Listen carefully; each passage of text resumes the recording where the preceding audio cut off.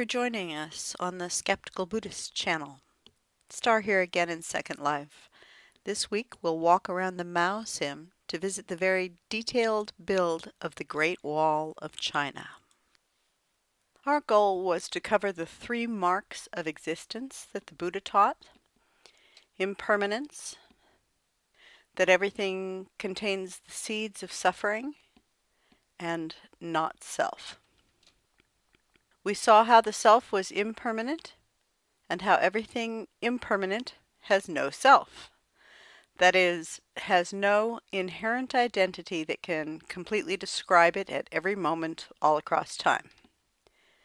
In other words, things change. In this last part of this 3-part mini-series, we will cover the rudest concept, that everything in the whole world and beyond is all made up of suffering.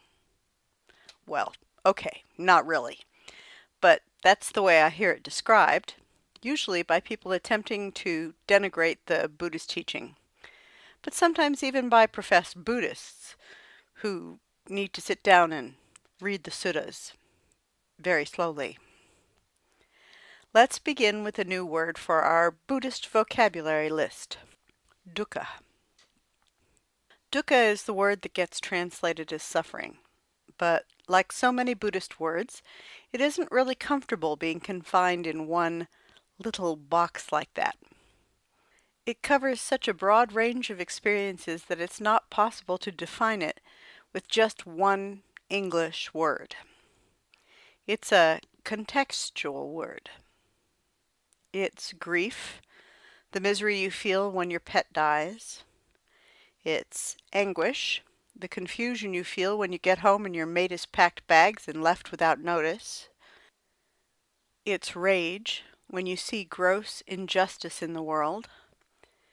It's frustration, when you get back from refilling your tea and find the cat has gotten the ball of yarn and unraveled 3 days' worth of stitches in your latest project.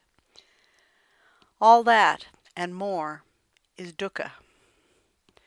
And here's another example of dukkha. Last time, I gave an example of a sexy little car breaking down on the way to work. We considered how we define things as being fixed in their identities and how we sometimes get a rude shock when things don't behave as we think they should. Like that car which has lost an essential part of its car-ness, the go component. And this makes us angry. Because our definition was too small to fit the reality of a changing matrix of metal and rubber, gasoline and mechanical theory, we got caught off guard by it acting in unexpected ways. It might look on the surface like the stupid car is causing us to suffer, but it's not the car. It's our expectation that's the problem. If we weren't relying on it to perform flawlessly, we wouldn't be encountering dukkha. The good news about this is that it's not really that everything in the known universe is made up of dukkha. It's that our fixed concepts of everything in the known universe are dukkha. This is good news because if the problem was inside of the things, or even inside the concepts themselves, we'd have no way out. We'd just suffer. But because the problem is in how we relate to things and how we think about things, we have a course of action we can take to free us from that pernicious anguish that runs throughout our lives. Both impermanence and not self are interwoven into this reasoning about what causes us so much pain and frustration. Impermanence is part of the problem because if the car just stayed like it was when it left the factory floor, full tank of gas, new tires, everything working, it would never break down and frustrate us. But it is impermanent, so it does run out of gas or break down or need expensive new tires eventually. Not self, if stretched to cover the fact that a car has no self either, no fixed and permanent, unchanging identity. The not selfness of the car is saying that we need to see that it does not have a fixed identity. It is in flux and changing. Looked at this way, we can see that all three concepts, impermanence, suffering inherent in all things, and not self, are really one big truth about the way things really are.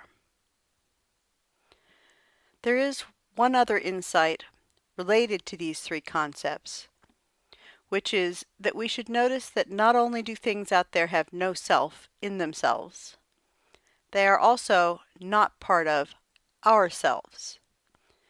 This could be the sixth aggregate to add to the 5 listed 2 episodes back.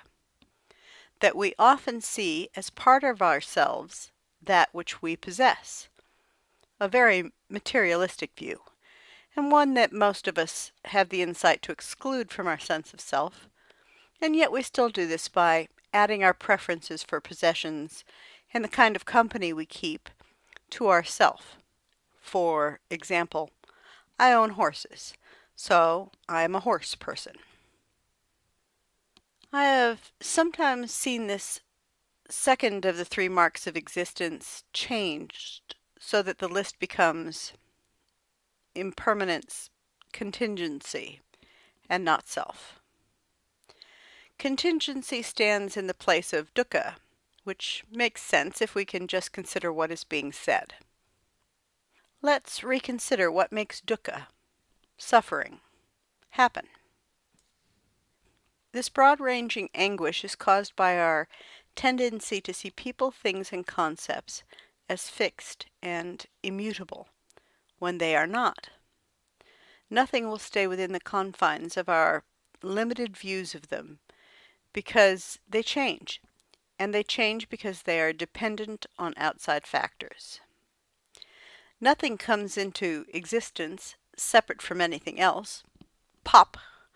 Spontaneous generation. No.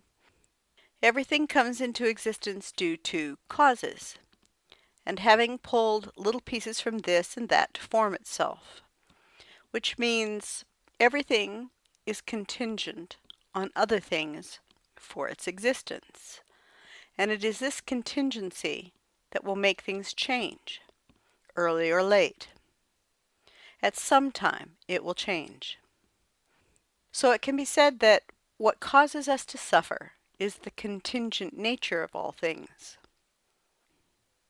Really, it's not that the world is contingent that causes us to suffer. Again, it's our unconscious assumption that things will remain more or less as we define them. Our clinging to our views of things that causes the problem. But that the contingency or impermanence is the problem is sometimes how it is stated. I've gone into the concept of contingency here because there is one possible exception to all things depend on others for their existence. But to go there would require a leap of faith, which is not something Buddhism really requires.